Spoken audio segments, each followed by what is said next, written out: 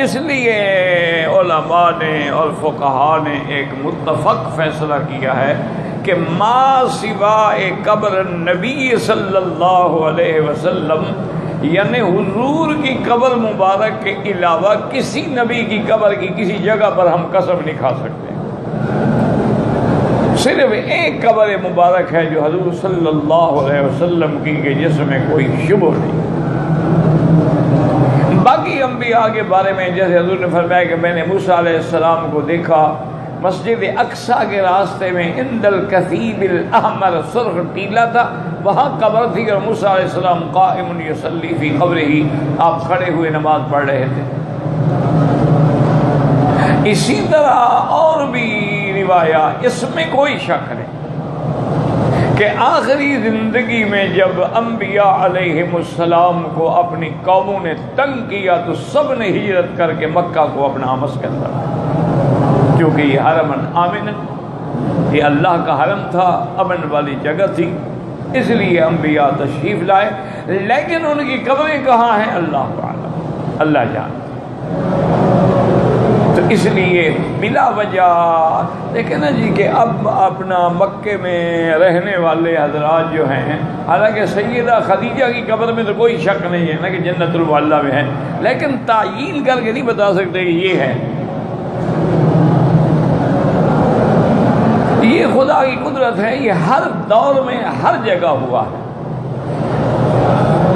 جیسے حضرت علی حجویری رحمۃ اللہ علیہ کی قبر مبارک لاہور میں ہے، تو جن کو ان جاہلوں نے داتا بنا دیا، حالانکہ داتا اللہ کی ذات ہے، کوئی انسان داتا نہیں ہوتا، اور نہ کسی انسان کو داتا کہنا جائز ہے. وہ تو بہت بڑے ولی تھے، ولی من اولیاء اللہ، ساری زندگی جن کی عبادت میں، ریاضت میں، ہدایت میں گزر گئی.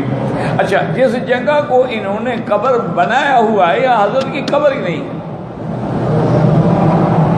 بس مشہور ہو گئی. حالانکہ بہت سارے علماء اور اہل اللہ جو ہیں ان نے تحقیق کی ہے کہ حضرت کی قبر مبارک جو ہے وہ شالیمار باغ کی دیوار کے نیچے ہے. اللہ نے ان کی قبر کو چھپا دیا تھا کہ کوئی سجدہ ہی نہ کر سکے. یہ جو جگہ ہے یہ حضرت کی عبادت کی جگہ ہے، یہاں آپ بیٹھ کے عبادت کرتے ہیں. تو یہ ہوتا ہے ہر جگہ.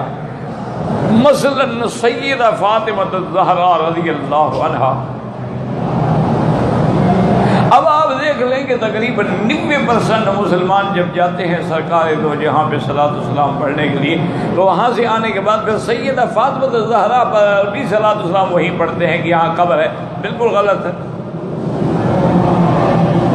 سیدہ فاطمہ الزہرا تو جنت البقیع میں دفن ہیں، وہاں تو ان کی قبر مبارکہ نہیں ہے. اصل میں وہ گھر ہے سیدہ فاطمہ الزہرا، حضور کے گھر کے ساتھ آگے پھر گھر ہے سیدہ فاطمہ کا. تو وہاں صلاۃ و سلام پڑھنے جو گھر کے اوپر کھڑے ہو کے پڑھ رہے ہو، تو یہ ایسی باتیں ہر جگہ میں ہیں، ہر ملک میں ہیں. ولا نقول الا لا حول ولا قوت الا باللہ العلی العظیم. اسی طرح بیت المقدس میں ایک مقام ہے جس کا نام ہے الخلیل. میں نے بھی الحمدللہ وہ جگہ دیکھی ہے. اس کے آگے جو ہے وہ بیت اللحم ہے جہاں حضرت عیسیٰ علیہ السلام پیدا ہوئے.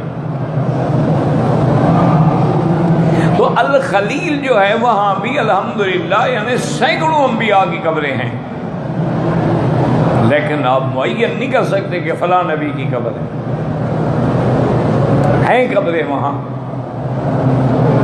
اس میں کوئی شبہ نہیں ہے، کیونکہ آخر جتنے پیغمبر آئے وہ فوت ہوئے ہیں، تب سب پہ موت آئی ہے.